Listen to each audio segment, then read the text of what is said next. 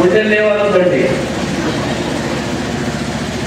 ఖచ్చితంగా నేను చెప్పగలను, పెళ్ళైన తర్వాత ఇంతవరకు వారిద్దరు పోట్లాడుకునే సందర్భాలు ఉన్నాయి. మాట్లాడుకోకుండా పండుకొని ప్రార్థన చేసుకోకుండా అలాగే జీవితాలు ఒకరోజు వారం నెలలు గడిచిపోయిన సందర్భాలు లేవా? మరి మీ ఇద్దరు దేవస్థానంలో ప్రమాణం చేశారే, దేవుని యొక్క వాక్యాన్ని తీసుకున్నారే, వాగ్దానం తీసుకున్నారే, కలిసి భోజనం చేస్తున్నారే, కలిసి జీవిస్తున్నారే, కలిసి మాట్లాడుతున్నారా? మీ ఇద్దరికే పోరాటం ఉంటే ఈ మందిరాలంటే 300, 400, 500, 1000 మంది ఉండేవారు. రకరకాల తరగతుల నుండి వచ్చారు, కులాల నుండి వచ్చారు, ప్రాంతాల నుండి వచ్చారు, చదువుల నుండి వచ్చారు, ఉద్యోగాల నుండి వచ్చారు. వీరందరూ ఒక్క మనసుతో ఉంటారని ఎలాగ నీవు అనుకుంటావు? ఒకవేళ ఉద్యోగం చేస్తున్నావు అనుకో, ఇంట్లో పోరాటం ఉంది, ఇంట్లో నాకు నా భర్తకు పడుతూ కనుక నేను ఉద్యోగం చేసేదానికి ఆఫీస్ వెళ్ళిపోతే ఇక్కడికి రాదని అంటావా? ఒకవేళ కొట్లాడుకునే రోజుల్లో ఆలస్యంగానైనా వస్తావు, కానీ ముందు రాకపోయినా ఖచ్చితంగా వచ్చి తీరాల్సిందే. బాగుడిన రోజుల్లోనైతే తారే దగ్గర పడుతూ వస్తావు, ఎందుకంటే బాగున్నావు కదా. వాడిన రోజుల్లోనైతే ఆలస్యంగా మట్టుకు ఎలాగైనా సరే వచ్చి దేవుడితో నీ సంబంధం ఎట్లుంది? సంఘం ఏర్పాటు చేసింది దేవుడు. సంఘం ఏర్పాటు చేసిన మాత్రమే బోధకులు కాదు, మారండి అధికారికులు, సేవకులు కాదు, లేదా కూడి వచ్చే విశ్వాసులు కాదు. ఈ సంఘం దేవుడిది. దేవుడు అన్నాడు, దిస్ ఈజ్ మై చర్చ్. ఇది నా సంఘం, ఇది నీ సంఘం కాదు, నా సంఘం కాదు, విశ్వాస సంఘం కాదు, బోధకుల సంఘం కాదు. ఏంటండి మీ సంఘం ఎలాగుంది? మా సంఘం బాగుందని మా సంఘం అంతా నేనే చూసుకునేది. ఎక్కడ సంపాదించావు సంఘము? సంఘం నీదే. మత్తయి 16 యేసుప్రభువు అన్నాడు, ద చర్చ్ ఇస్ మైన్. ఈ సంఘము నాది. ఇది వేరే వారికి దాంట్లో పాలు లేదు, భాగము లేదు, స్వాస్థ్యము లేదు. కనుక సంఘము దేవుడిది. వాళ్ళ సంఘానికి నేను వెళ్ళను, వీడి సంఘానికి నేను వెళ్ళను, ఆ సంఘానికి నేను వెళ్ళను. ఇవన్నీ సంఘము దేవుడిది. ఈ సంఘములో మనం దేవుని కొరకు జీవించాలని దేవుడికి కోరుతున్నాను. దీన్ని మనం అర్థం చేసుకోవడానికి ఒక మాట చెప్పాలని నేను కోరుతున్నాను. ఉదాహరణకి ఆదికాండంలో నోహు ఓడ నిర్మించినాడు, 3 అంతస్తుల ఓడ. ఈ 3 అంతస్తుల ఓడ ఎందుకు నిర్మించాడు? 4 అంతస్తులు నిర్మించచ్చుగా, 2 అంతస్తులు నిర్మించచ్చుగా, ఒకే అంతస్తు సరిపోదా ఏంటి? ఈ 3 అంతస్తులు తండ్రైన దేవుని, కుమారైన దేవుని, పరిశుద్ధాత్ముడైన దేవుని జ్ఞాపకం చేస్తుంది. 3 అంతస్తులకి ఒకే తలుపు, అంటే ఒకే ద్వారం, ఒకే వాకిలి, ఒకే కిటికీ. ఒకే వాకిలి, ఒకే కిటికీ. దక్షిణానికి ఒకే వాకిలి, దేవుడు సిద్ధపరిచిన కిటికీ లేవు. ఒకే వాకిలి కూడా ఎవరికి పెట్టాడో తెలుసా? నేను ఈ కాలంలో మనం గమనిస్తే ఒకే వాకిలి కూడా యూదా గోత్రికులు ఎవరైతే ఉన్నారో ఆ వైపు పెట్టాడు. యూదా గోత్రికులను వైపు వాక్యం పెట్టాడు. ప్రత్యక్ష గుడారం మనకు తెలుసు కదా. ప్రత్యక్ష గుడారం ఇశ్రాయేలీయులు 12 గోత్రాల మధ్యలో అది ఉంటుంది. 4 దిక్కులు ఉన్నాయి కదా, ఉత్తరము, దక్షిణము, తూర్పు, పడమర. ఒక్కో దిక్కు 3 గోత్రాలు ఉండాలి. తూర్పు వైపు 3 గోత్రాలు, పడమర వైపు 3 గోత్రాలు, ఉత్తరం వైపు 3 గోత్రాలు, దక్షిణ వైపు 3 గోత్రాలు. ప్రత్యక్ష గుడారం మధ్యలో ఉంటుంది. ఇప్పుడు ప్రత్యక్ష గుడారం యొక్క తలపు ఏ వైపు ఉంటుంది? రూబేను వైపు కాదు, యూదా గోత్రం ఉండే వైపు ఉంటుంది. యూదా గోత్రం ఉండే వైపే మోషే ప్రత్యక్ష గుడారానికి తలపెందుకు నియమించినాడు? ఇదిగో గోత్రం యూదా గోత్రం సింహం, దావీదు కుమారుడు యేసుక్రీస్తు ఈ భూమి మీద క్రమమైనాడు. యోహాను సువార్త 14:6 నేనే మార్గము ప్రత్యక్ష గుడారం వరకు ఒక్కటే. యూదా గోత్రము ద్వారా మార్గం. యూదా గోత్రము లేకుండా ప్రత్యక్ష గుడారానికి మార్గం లేదు. అలాగే పండుగ జరిగి యేసుక్రీస్తు ప్రభు లేకుండా మార్గం లేదు. అలాగే ఈ ఓడలోని కూడా దేవుడు సిద్ధపరిచిన నోహు యొక్క కార్యక్రమం ద్వారా మార్గము ద్వారా మాత్రమే ప్రవేశించారు. ఇప్పుడు జరిగిన సంగతి ఏంటంటే, దాదాపు సంవత్సరం పైన ఓడలో ఉన్నాయి రకరకాల జంతువులు. వర్షం ఆగిపోయింది, నీరు ఇంకిపోతా ఉంది. సరే నోహు తెలియదు ఇంకా బయటకు వెళ్ళాలా లేదా అని. అప్పుడు నోహు ఏం చేసిందంటే ఆ ఓడలో ఆ కిటికీలో నుండి మొట్టమొదటి దేని పంపించాడు? కాకిని పంపించాడు. అంటే ఓడలో కాకులు కూడా ఉంటాయా ఉండవా? ఉంటాయి అని అంటారు. ఈ ఓడ సంఘానికి పోలికంటే సంఘంలో ఎలాంటి వాళ్ళు ఉంటారు? కాకులు లాంటి వాళ్ళు ఉంటారు. కాకి పని ఏంటి చెప్పండి, మీకు తెలుసు కదా. అదే కదా మనము. కాకి పని ఏంటి? పొడిచేది, కుడిచేది, అసహ్యమైన దాన్ని కనిపెట్టేది అంతా. ఒకవేళ ఏదైనా జంతువు చనిపోయింది అనుకో, దాన్ని అంతా మూసిచ్చింటారు, మంట కప్పింటారు. కాకి ఏం చేస్తారు? అక్కడికి వెళ్ళి దాన్ని అంతా తోడుతా ఉంటుంది. అమ్మాయి దగ్గర కూర్చుంటారు, తోడుతా ఉంటుంది. కానీ కాకి పని ఏంటి? తప్పిన అసహ్యమైన దానంతటి తోడుతా ఉండే పని, చాలి కాలేని పని కాదు. కాకిని పంపించారు. పంపించిన తర్వాత తిరిగి వచ్చిందా? రాలేదా? రాలేదు. ఎందుకని? ఓడలో తింటే బయటే బాగుంది అని అంటుంది. ఓడలోన నోకు ఏంటి ఎప్పుడో ఒకసారి గిద్దరు పెడతాడు, ఎప్పుడో వేగిద్దలు పెడతాడు. కానీ బయట నాకు ఇష్టమైన ఆహారం తినాలి, ఇష్టమైన దగ్గరికి వెళ్ళాడు, ఇష్టమైన దగ్గర పట్టుకోవచ్చు. ఎంత బాగుందో బయట సంవత్సరం అంతా బంధించి వేసారు నన్ననే కాకి. ఆ తర్వాత నాకు ఏం చేశాడు, ఓ పావురాన్ని పావురం పంపించి పెడతాడు. అది తిరిగి వచ్చిందా రాలేదు. పావురాలు ఏమవుతాయి చెప్పనండి, పావురాలు అంటే అర్థం కదా, పావురాయి లేదా పావురములు తిరిగి వస్తాయి, కాకులు తిరిగి రావు. ఇప్పుడు చెప్పమంటారా, నువ్వు తిరిగి వస్తే ఎవరు?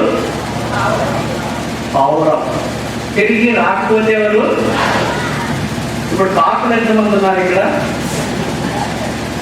నవ్వద్దు, సీరియస్. మానే కదా నువ్వు మందిరం ఆగిపోయి కదా, నువ్వు మందిరాన్ని మానేసి ఏదో ఒక కారణం చెప్పి చేపలు బాగాలేదు, పెద్దలు బాగాలేదు, బోధకులు బాగాలేదు, విశ్వాసం బాగాలేదు, నాకే పరిచయం ఇస్తే దాన్ని పట్టించుకోవచ్చు కదా, నువ్వు మందిరం మానేది కదా. మానేసే వాళ్ళంతా ఎవరు?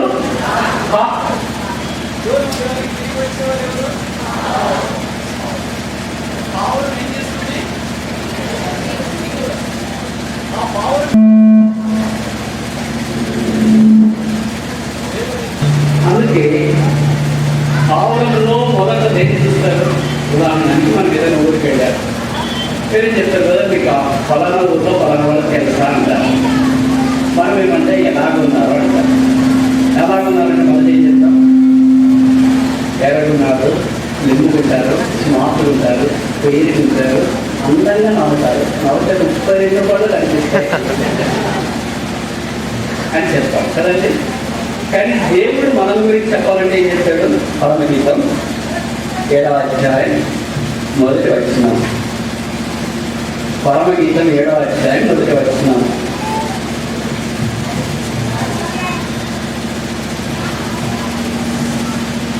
పరమగీతం 7వ అధ్యాయం 1వ వచనం. రాజకుమార పుత్రిక, ఓ సంగమా, నీ పాదరక్షలతో నీవెంత అందముగా నడుచుతున్నావు. మీరు ఎప్పుడైనా గమనించినారా? ఒకరిని మనం వర్ణించాలంటే లేదా ఇలాగున్నారని చెప్పాలంటే మొదటి పాదంతో ఆరంభిస్తారా? వాళ్ళ పాదాలు చాలా బాగుంటాయండి, 5 ఏళ్ళే ఉన్నాయండి, 6 లేవు అని ఎవరైనా. కానీ ఇక్కడ పెళ్లి కుమార్తెల గురించి వర్ణించే సందర్భంలో 7వ వచనంలో అన్నాడు, రాజకుమారి పుత్రిక, నీ పాదరక్షలతో నీవెంత అందంగా ఉన్నావో. మొదట పాదాలు వర్ణించాల్సింది. మొదటి ఏదైనా ఎలాగున్నారంటే బాగున్నారంటే ముక్కు బాగుంది, ముఖం బాగుంది, పెరుగు బాగున్నాయి, పలవాసు బాగుంది, కళ్ళు బాగున్నాయి, అంత బాగున్నాయి, ముఖం చూడటానికి అందంగా ఉంది, యాక్టివ్గా ఉంది, అట్రాక్టివ్గా ఉంది అని మనం. కానీ ఇక్కడ ముఖం చూడట్లేదు, ఏం చూస్తున్నాడు? పాదములు చూస్తున్నాడు. పాదం ఏం చేయగా ఈ పాదం యొక్క పాదాలు ఏం ఉపయోగపడతాయి? 6వ అధ్యాయము 13వ వచనం. 6వ అధ్యాయము 13వ వచనం. శివుడమితి రమ్ము రమ్ము, మేము నిన్ను ఆశ తీర చూసుటకై తిరిగి రమ్ము, తిరిగి రమ్ము. తిరిగి రావాలంటే ఏం కావాలా? పాదాలు కావాలి. పాదాలు లేకుండా తిరిగి రాలేదు. ఎక్కడికి రమ్మంటున్నారు? ఎవరిని రమ్మంటున్నారు? శూలం మీద రమ్మంటున్నారు. శూలం మీద దేనికి? సంఘానికి లేదా వ్యక్తిగత విశ్వాసకి పోలిక. ఆమె రాలేదు. ఎక్కడికి రాలేదు? సంఘానికి రాలేదు, ఉద్యానవనానికి రాలేదు. ఎందుకు రాలేదంట? బహుశా యేసుప్రభు ఎక్కడికో వెళ్ళాడని ఆమె ఎక్కడికో ఎదగడానికి వెళ్ళింది. అందుకని ఆమె తిరిగి రావాలని వారు కోరుతున్నారు. 11వ వచనం. లోయలోని చెప్పి ఎక్కడో చూస్తకును. పరమగీతం 6:11. ద్రాక్షవడులు చికిత్సనో లేదో, దాడిమ వృక్షములు పూతపట్టనో లేదో చూచుటకు నేను అచ్చోట వృక్షోద్యానమునకు వెళ్ళి తిని. వృక్షోద్యానము అనగా దేవుని యొక్క సంఘము. 12వ వచనం. తెలియకి నా జనులలో గనులకు వారి రథములను నేను కష్టపడ్డని. ఇది సంఘంలో ఉన్న విశ్వాసము. అందుకని 13వ వచనంలో వాళ్ళు అంటున్నారు, శుద్ధమితి రమ్ము రమ్ము, మేము నేను ఆశ తీర చూచుటకై తిరిగి రమ్ము, తిరిగి రమ్ము. దేవుడు ఇచ్చే మాట పెడితే, సహోదరుడా సహోదరి, నువ్వు వెళ్ళిపోయేవేమో, నువ్వు ఎక్కడో వెళ్తున్నావు, ఏమో చేస్తున్నావు, ఎక్కడో కనబడుతున్నావు, నాకు నీ ముఖం కనపడదు, నీ కాళ్ళు కనపడదు, నీ చేతులు కనపడదు, నీ గురించి నాకు పై భాగం అంతా నాకు పట్టింపు లేదు, నాకేం తిరిగి మొదట బలిపీఠం కట్టిన చోటు వద్దకు వచ్చి దేవుడితో సన్ని చేసుకొని దేవుని ఆశీర్వాదంలోనికి వచ్చాడు. ఇది నా మనం కూడా తిరిగి ఆ శిలువ దగ్గరికి వచ్చి ఆ సంఘంలోనికి వచ్చి దేవుడు సిద్ధపరిచిన ఆశీర్వాదాన్ని పొందాలని దేవుడు కోరుతున్నాడు. 128వ కీర్తన 5వ వచనం. 128వ కీర్తన 5వ వచనం. సియోనులో నుండి యెహోవా నిన్ను ఆశీర్వదించును. దేవుడు సంఘములో మనల్ని ఆశీర్వదించాలని కోరుతున్నాడు. సియోనికి వలపట, సంఘానికి వలపట మనం ఆశీర్వదించబడతారు. వర్షమే కారణం చేసేనా మందిరాన్ని మానవేస్తుంటే ఈ మధ్యాహ్నం తీర్మానం చేస్తూ విశ్వాసులకు తండ్రైన అబ్రహామే సంఘమునకు సాదృశ్యమైన బలిపీఠమును తిరిగి రాగలిగితే నోహు దినాల్లోని ఆవురమే తిరిగి ఓడలోనికి రాగలిగితే కొత్త నిబంధనలో ఉన్న దేవుని సంఘమైన మనము కూడా తిరిగి ఆ శిలువ ఎదుగు ఆ సంఘం ఎదుగు రావాలని దేవుడు కోరుతున్నారు. ఇక్కడ రాకపోతే ఏం జరుగుతుంది అనే విషయం మీరు అనుకోవచ్చు. ఏం జరుగుతుంది అనేది బైబిల్లో చాలా విషయాలు ఉన్నాయి. కానీ మీ అందరికి పరిచయమైన ఒక విషయం చెప్పి నేను ముగించడానికి ప్రయత్నం చేస్తాను. మీలో చాలామంది అడుగు పందెం చేసిన వాళ్ళు ఉంటారు. అడుగు పందెం చూడని వాళ్ళు ఎవరైనా ఉంటే ఊరు పందెం చూసిన వాళ్ళు అందరూ ఉంటారు. ఊరి పందికి అడుగు పందికి చాలా తేడాలు ఉన్నాయి. ముఖ్యమైన తేడా ఒకటే చెప్తారు. అదేంటంటే అడుగు పంది యొక్క దేహము, చర్మము ముళ్ళతో ఉంటుంది. ఊరి పంది యొక్క దేహము నునుపుగా ఉంటుంది. కానీ కొన్నిసార్లు మనం ఎప్పుడైనా అడుగుకి వెళ్ళినప్పుడు ఆ పంది కనిపిస్తుంది, కానీ పంది ముళ్ళు అక్కడ అడవిలో రాలిపోయిందో మనం చూస్తుంటాం. ఆ ముళ్ళు తీసుకుని రద్దుపళ్ళు మునుగులు ఈ ముళ్ళు చూస్తూనే మనకు భయం కొనిపెట్టేట్టుంది. ఒకవేళ అదే దాడి చేస్తే ఎలాగైనా మనం భయపడుతూ ఉంటాం. అడుగు పొదల గురించి ఓ విషయము మనకు పరిచయం. కొంతమందికి తెలియదు అనుకుంటాను. కానీ చలికాలం వచ్చినప్పుడు సాధారణంగా కొన్ని పందులు దాదాపు 10 నుంచి 12 దాకా ఒకే దగ్గరికి చేరి ఒకదాని మీద ఒకటి పడుకోవటానికి ప్రయత్నం చేస్తాయి. మొదటి కింద ఒక పని పడుకుంటుంది, అడుగు పని, దాని మీద ఇంకొక పని, దాని మీద ఇంకోటి, దాని మీద ఇంకోటి, దాని మీద ఇంకోటి, దాని మీద ఇంకోటి, ఎలా పడుకు ఎన్ని పడుకుంటాయి? దాదాపు 10 నుంచి 12 దాకా పడుతుంది. ఒకదాని మీద ఒకటి పడుకున్నప్పుడు ఈ అడుగు పనికి ముందే ముళ్ళు ఉంటాయి. ఆ ముళ్ళు కిందనే కూర్చుకుంటాయి, కూర్చుకుంటాయి. కానీ కింద నేను పంది మేము కూడా నాకు కూర్చుకుంటాయి, నేను నా మీద పడుకోవద్దని అంటే వచ్చి ఆ పనులన్నీ ఒకదాన్ని పక్కన వచ్చి పడుకోవాలి. మీరు గమనించిన రోజుల్లో సృష్టి యావత్తులో జంతువులు అన్నింటిలో ఒకదాని మీద ఒకటి పడుకునే జంతువులు ఇంకేమీ లేవు, అడుగు పనులు తప్ప. ఎందుకో తెలుసా? అలాగే చలికాలంలో ఒకదాని మీద ఒకటి పడుకోకపోతే ఒకదాని పక్కన ఒకటి 10 పందులు లేదా 12 పందులు పడుతుంటే ఉదయం అయ్యేటప్పటికి అన్నీ చనిపోయి ఉంటాయి. కారణం ఏంటంటే అవి చలిని భరించలేదు. ఇప్పుడు చలిని భరించి బ్రతకాలంటే ఏం చేయాలా? ఒకదాని మీద పడుకుంటే వెట్ట కలుగుతుంది. వెట్ట అంటే ఏంటి? వేడి కలుగుతుంది. వేడి కలుగుతుంది కనుక అవి ఆ రాత్రంతా చలిని భరించడానికి అవకాశం. దేవుడు సృష్టిలో జంతువులు వేడిని కలిగినటానికి, అది జీవించడానికి ఇలాంటి క్రమం ఏర్పాటు చేసినప్పుడు మనం ఆత్మ సంబంధమైన దేవుని ప్రజలుగా ఒకరొకరు కలిసి ఉండటం ద్వారా కలిగే ఆత్మ సంబంధమైన వెట్టను బట్టి చలికాలం అంటే సాతానుడు తీసుకుని వచ్చే పరిస్థితులు, చలికాలం అణిగిపోతుంటారు. అందరికీ చలే, వృద్ధులకి చలే, యవనస్తులకి చలే, పిల్లలకి చలే, పెద్దలకి చలే. ఈ చలి నేను భరించగలను అని చెప్పేవాడు చాలా అరుదుగా ఉంటారు. కానీ అలాంటి స్థితిలో మనము ఆత్మ సంబంధంగా జీవించాలంటే ఒకటే మార్గం, సహవాసము కలిగి ఉంటాం. ఎక్కడ మనం సహవాసంలో ఉంటామో అక్కడ యేసు, ఆయన శిష్యులు, ఆయన తల్లి పిలువబడతారు. ఎక్కడ వాళ్ళు పిలువబడతారో అక్కడ నీళ్లు ద్రాక్షరసముగా మారుతాయి. ఉంటుందో అక్కడ వచ్చిన వారికి తృప్తి ఉంటుంది.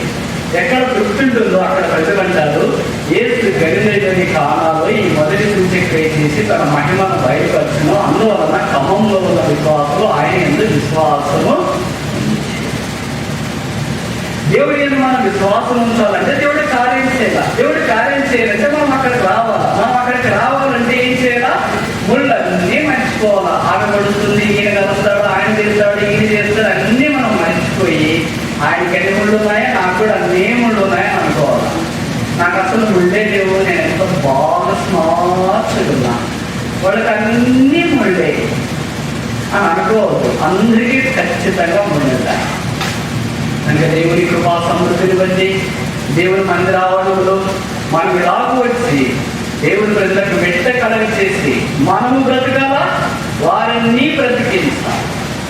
అది దేవుని యొక్క ఉద్దేశం. నువ్వు రాకపోతే ఏమవుతావు? ఆ మాట నా నోటి నుండి ఇక్కడ చెప్పడానికి నాకు ఇష్టం లేదు. రెండంతల నష్టం వస్తుంది. నీకు ఒక్కడికే నష్టం వస్తే పర్వాలేదు, నీతో పాటు వేరే వారికి కూడా నష్టం కలుగుతుంది. కనుక నువ్వు అనుకోవచ్చు, నేను రాకపోతే నీకేమి? ప్రతి వారికి నష్టమే. అందుకే దేవుడు తన సంఘాన్ని ఎలా పోల్చాడంటే పరమగీతము 6వ అధ్యాయము 6వ వచనం. పరమగీతము 6వ అధ్యాయము 6వ వచనం. నీ పలువరుస కత్తెర చేయబడినవియు కడగబడి అప్పుడే పైకి వచ్చినవియునై జోడు జోడు పిల్లలు కలిగి ఒకదానినైనా పోగొట్టుకొనక సుఖముగానున్న గొర్రెల కదుపులను పోయినవి. నీ పలువరుస కత్తెర వేయబడినవియు కడగబడినవి. పలువరుస అంటే పళ్ళు. ఈ పళ్ళు దేవుని సంఘానికి సాదృశ్యము. ఈ పళ్ళు భద్రంగా ఉన్నాయి. పళ్ళు అన్ని సందర్భాల్లో కనపడవు, ముఖం అన్ని సందర్భాల్లో కనిపిస్తుంది. కనుక దేవుడు తన సంఘాన్ని ఎప్పుడు కనపరుచుకోవాలో అప్పుడే కనపరుస్తాడు, ఎప్పుడు దాచిపెట్టాలో అప్పుడు దాచిపెట్టాడు. ఎందుకని? దేవుడు శిరస్సు అయి ఉన్నాడు. కనుక శిరస్సు ఎప్పుడు నవ్వమంటే అప్పుడు నవ్వాలా. శిరస్సు నవ్వొద్దు అన్న కూడా నువ్వు పగలబడి నవ్వనుకో, ఏమైతే పళ్ళు ఊడిపోతాయి. 32 పళ్ళు ఉన్నాయి. అవి ఎలాగున్నాయి? కడగబడి కత్తిరి వేయబడి ఉన్నాయి. కత్తిరి వేయబడి ఉన్నాయంటే ఎట్లా? వారు మీకు అర్థమయ్యే వాటిలో చెప్తా. ఆ ప్రకాశం జిల్లా వాళ్ళని లేదా ఖమ్మం, ఒంగోలు, గిద్దలూరు, మార్కాపురం జిల్లా వాళ్ళు పళ్ళు వలె ఇంకా కత్తిరించినట్లు ఉంటాయి అన్నమాట. అంత సౌందర్యంగా ఉంటాయి. పళ్ళు కత్తిరి వేయబడి అంటే వాళ్ళు ఇంకేం క్లిప్ పెట్టుకోవాల్సిన అవసరం లేదు. అందుకే మీరు చూడండి, ప్రకాశం జిల్లా వాళ్ళు అసలు క్లిప్పులే పెట్టి వాళ్ళు పళ్ళు పొడుగుగా ఉండనే ఉండవు. కానీ అన్ని పళ్ళు ఉపయోగమా? అన్ని పళ్ళను ఒకటేనా? నాకు తెలిసి పళ్ళు 4 రకాలు ఉన్నాయి. దవడ పళ్ళు, కూర పళ్ళు, జ్ఞానపళ్ళు, ముందు పళ్ళు కదా. ఈ పళ్ళని ఏం చేయాలా? కడగాల అంటే బ్రష్ చేయాలా. బ్రష్ చేయమని బైబిల్ ఎక్కడైనా ఉందా? మరి రోజు బ్రష్ చేసుకునే అన్నం తింటావే, బ్రష్ చేసుకోకుండా కూడా అన్నం తినొచ్చు కదా. ఒకవేళ ఈ పళ్ళలో ఒక పళ్ళు పుచ్చిపోయింది అనుకో, పుచ్చిపోయింది పర్వాలేదులే అని అనుకుంటావా? కొంతమంది అంటారు ఏ నొప్పిపోయినా భరించుంట కానీ పళ్ళ నొప్పి భరించలేము. కనుక ఏదైనా భరించొచ్చేమో కానీ విశ్వాసమైన నువ్వు రాకపోతే భరించలేము. నీవు దేవుని మందిరానికి అవసరం. 32 పళ్ళలో పళ్ళు లేకపోతే ఎట్లా అనుకో. కొంతమంది పళ్ళు పోయిన వాళ్ళు ఏం చేసుకుంటారంటే పళ్ళు పెట్టించుకుంటారు. 3 రకాలైన పళ్ళు పెట్టించుకుంటారు. మామూలు పళ్ళు పెట్టించుకుంటారు, 2 పళ్ళు పెట్టించుకుంటారు, బంగారు పళ్ళు పెట్టించుకునే వాళ్ళు. రోజుకి 20 కొంతమంది ఉన్నారు అలాంటి వాళ్ళు. వాడు ఎక్కడో పళ్ళు పోయి ఉంటుంది. ఇక్కడుండే పళ్ళు పోతే అక్కడ బంగారు పళ్ళు ఎందుకు పెట్టించుకోవాలా? అది ఖాళీ స్థలం అలాగే ఉండొచ్చు కదా. వాళ్ళకి ఇష్టం లేదు. నా పళ్ళు 32 నవ్వితే అందంగా కడిగిన బియ్యం వల్లే కనిపించాలి కదా. నీకే నీ 32 పళ్ళ విషయం అంత పట్టింపు ఉంటే ఈ పళ్ళ కొరకు నువ్వు ప్రాణం పెట్టలేదు, రక్తం కాస్తలేదు, దీని కొరకు క్రైమ్ చెల్లించలేదు. ఇవి ఉచితంగా ఇచ్చినవి. ఈ పళ్ళ కొరకే నువ్వు కాల్గెట్టు, జెల్లు, యాంబే పేస్ట్, బ్రష్ తెచ్చుకొని ఉదయం సాయంకాలం శుభ్రం చేసుకొని పళ్ళు పోతే డాక్టర్ దగ్గరికి వెళ్ళి దాన్ని తీసి బంగారు పళ్ళు పెట్టుకొని నీ పళ్ళు 32 చక్కగా కనిపించాలని ప్రయత్నం చేస్తుంటే ఈ సంఘం అనే పళ్ళు దేవుడు కదా. మరి పళ్ళు పుచ్చిపోతే దేవునికి ఇష్టంగా ఉంటుందా? ఈ పళ్ళు ఊడిపోతే దేవునికి ఇష్టంగా ఉంటుందా? ఈ పళ్ళు కదులుతూ ఉంటే దేవుడికి ఇష్టంగా ఉంటుందా? ఈ పళ్ళు నాలుగాదులే ఇంటితో ఏముపోయేమో అని అనుకుంటాడా దేవుడు? వాళ్ళలో కొన్ని ఉపయోగము. ఏం ఉపయోగము? దవడ పళ్ళు మాత్రమే ఉపయోగము. ఇవన్నీ ఊరికే చూపడానికి. మనం కూడా మందిరాల్లో అంతే 32 ఉపయోగం కాదు. కొంతమంది చూపులు అనుకుంటాం, మాలంటాడు కనిపిస్తూనే ఉంటాం ముందు పళ్ళు. అబ్బా ముందు పళ్ళు ఎంత బాగున్నాయన్న. నిజంగా కష్టపడి దేవుడు దవడ పళ్ళు అవి ముందు పెట్టుకుంటే ఎలా ఉంటుంది? అసహ్యంగా ఉంటుంది. కనుక ఎక్కడుండాలి? అవి దౌడులోనే ఉండాలా. కూర పళ్ళు ఎక్కడుండాలా? అక్కడే ఉండాలా. ముందు పళ్ళు ఎక్కడుండాలా? ముందే కనిపించాలి. దౌడ పళ్ళు ముందుకు తీసుకురావడానికి ఉండదు, ముందు పళ్ళు వెనక్కి తీసుకెళ్ళడానికి ఉండదు, కూర పళ్ళు ముందుకు తీసుకురావడానికి ఉండదు, కూర పళ్ళు వెనక్కి తీసుకెళ్ళడానికి ఉండదు. దేవుడి వేటిని ఎక్కడ ఉంచాలో అక్కడే ఉంచాడు. కానీ అన్ని పళ్ళు అవసరం. దౌడ పళ్ళన్నీ పెట్టుకొని ముందు పళ్ళన్నీ మనం తీసేసుకున్నాం. ఏమంటారు? ఎప్పుడు నీకు వయసు పడిపోయిందా? మా పళ్ళన్నీ ఊడిపోయాయి. పళ్ళు విడిపోతే ఏం లాభం? ఏం నష్టం? అన్నం తినడం కదండి. ఇంక రెండవది ఏంటి? మాట. నేను అనుకున్నాను ఆరంభ దినాల్లో నాకు పరిచయం లేవని పెద్ద బోధకులతో నేను కలిసి పరిచయం చేస్తున్నప్పుడు అనుకున్నవాడిని 50-60 ఏళ్ళకే పడిపోతాయి. అదే నేను పరిచయం చేసేవాడికి 87 పైన అయ్యేది పడుకునేది ఏంటి అని అనుకున్నాను. అంతలాగా నాకు తెలియదు. తర్వాత వాళ్ళు నేను ఫ్రెండ్స్ రూమ్లో ఉండే దినాలు వచ్చినాయి. అప్పుడేం జరిగిందంటే వాళ్ళు రాత్రి అయిపోయిన తర్వాత పోయి చేసి వెళ్ళిపోయిన తర్వాత పళ్ళ తీసుకుని రాత్రి అయిపోయింది. అప్పుడు అనిపించింది కట్టడం వల్ల మరి ఎందుకు పెట్టుకున్నారు? మొదటి మాట్లాడటానికి, రెండోది పళ్ళిద్దరులకు అందంగా కనిపించడానికి, అసహ్యంగా కనిపిస్తాయి కాదు. కొంతమంది పళ్ళు అసహ్యంగా కనిపిస్తాయి. వాళ్ళు ఏం చేస్తారు? వెళ్ళి ఆ పళ్ళను తీసేసుకొని అందంగా కనిపించడానికి ప్రయత్నం చేస్తూ ఉంటారు. సో సామాన్యమైన మీ నోట్లో కనిపించే పండ్లే 50-60 ఏళ్ళు ఊడిపోయే పళ్ళకే మీరు ఎంత ప్రయాసపడుతున్నారే. దేవుడు రక్తం పెట్టి నిన్ను కొనలేదా? విలువ పెట్టి నిన్ను కడగలేదా? ప్రేమించి పిలవలేదా?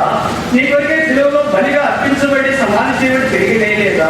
ఓ రాజకుమారి పుత్రిక, నీ పలవరస కత్తిరి వేయబడి అప్పుడే కడగబడి పైకొచ్చినట్లున్నాయి. పళ్ళు లేకుండా దేవుడు ఉండాలని కోరుకోవడం న్యాయమా అన్యాయమా? నువ్వు లేకుండా సంఘం అంటే ఎలా ఉండవు? హీన్చుకో. అందంగా ఉంటుందా? అందరూ హీనంగా ఉంటుందా? నవ్వుతే ఎలా ఉంటుంది? నవ్వటానికి వస్తుందా? గోల్ చేయడానికి వస్తుందా? ఇంకేమని చేయడానికి వస్తుందా? గట్టి పదార్థం తినడానికి వస్తుందా? ఓన్లీ ప్రాంతానికి మాత్రం వస్తుంది, ఇంకేమి తినడానికి రాదు. బహుశా నిన్ను బట్టే సంఘం బలహీనమైందేమో గుర్తించుకో. నిన్ను బట్టే దేవునికి అందం లేని స్థితి వచ్చిందేమో గుర్తించుకో. ఆయన శిరస్సు అయితే నీవు దేవుని యొక్క సంఘంలో భాగం అయితే, నువ్వు పళ్ళ అయితే ఓ పళ్ళ లేకపోతే ఆ నోటికి ఎంత అందవిహీనం ఉంది ఎప్పుడైనా ఆలోచించావా? మీరు గమనించినా లేదా? ఈ దినాల్లో ఎక్కువ డాక్టర్లు దేనికి వచ్చారంటే గుండెగా, దేనికి వచ్చారంటే కిడ్నీస్ కా, దేనికి వచ్చారంటే చేతులు కా, దేనికి వచ్చారంటే కాళ్ళు కా, దేనికి వచ్చారు? పళ్ళు డాక్టర్లు ఎక్కువైపోయారు. ఎవరింటికి వెళ్ళినా ఏంటక్క మీ అమ్మాయి ఏం చేస్తుంది? BDS. మీ అబ్బాయి ఏం చేస్తున్నాడు? BDS. ఎక్కడికి వెళ్ళినా దంత వైద్యశాల, దంత వైద్యశాల, దంత వైద్యశాల. మీ పళ్ళు కట్టబడదు, తీయబడదు, కట్టబడదు, తీయబడదు. పళ్ళను గురించి ఒకప్పుడు ఇంత అవేర్నెస్ లేదు, ఇంత జ్ఞానం లేదు. ఇప్పుడు పళ్ళను గురించి ఎంత జ్ఞానంలో, ఉదయం పళ్ళు ఉంటాము, రాత్రి కూడా పళ్ళు ఉంటాం. మనం ఎక్కడికి వెళ్ళాలన్నా, డాక్టర్ దగ్గరికి వెళ్ళాలన్నా సాధారణ పళ్ళు తోముకొని వెళ్తారు నిజమైన పేషెంట్లు. ఎందుకంటే నోరు దుర్వాసన రాకుండా. ఓ భౌతికమైన శరీరం విషయమై ఇంత పట్టించుకుంటే ఆత్మ సంబంధమైన శరీరమైన సంఘం విషయమై నీకు పట్టించలేదా? ఇది దేవుడి పళ్ళ కదా. ఇది ఏం పళ్ళ నువ్వు తెలుసుకో. నీ కోడి పళ్ళ, దవడ పళ్ళ, నమలే పళ్ళ, ముందు పళ్ళ. అబ్రహాము దేవుని యొక్క బలిపీఠం దగ్గరికి వచ్చి తాను సిద్ధపరచుకోవడానికి ఇష్టపడ్డాడు. దేవుడు అబ్రహామును ఆశీర్వదించినాడు. దేవుడి దినాల్లో స్త్రీల్లో మనం ఆశీర్వదించాలని కోరుతున్నాను. ఈ మధ్యాహ్నము మరొకసారి మనం ప్రభుత్వం తీసుకున్నాం. ప్రభావ నీ ఆశీర్వాదంకి నేను రాలేకపోయాను. మందిరం మానేశాను, ప్రార్థన గుడికి మానేశాను, బైబిల్ స్టడీ మానేశాను, ఆదివారం మానేసి ఏమేమో చేశావు. అవి నేను ఇక్కడ నుంచి చెప్పడానికి ఇష్టపడట్లేదు. తిరిగి అబ్రహాము ఐగుప్తులో నుండి బలిపీఠం దగ్గరికి వచ్చినట్టు మనం తిరిగి శిలువ దగ్గరికి వస్తాం. శిలువే శరీరం. ఆ బలిపీఠమే మనం సంరక్షిస్తుంది. ఆయనే మనల్ని సభకు ఆశ్రయించేవాడు. దేవుడి మాటలు ఉంచుగా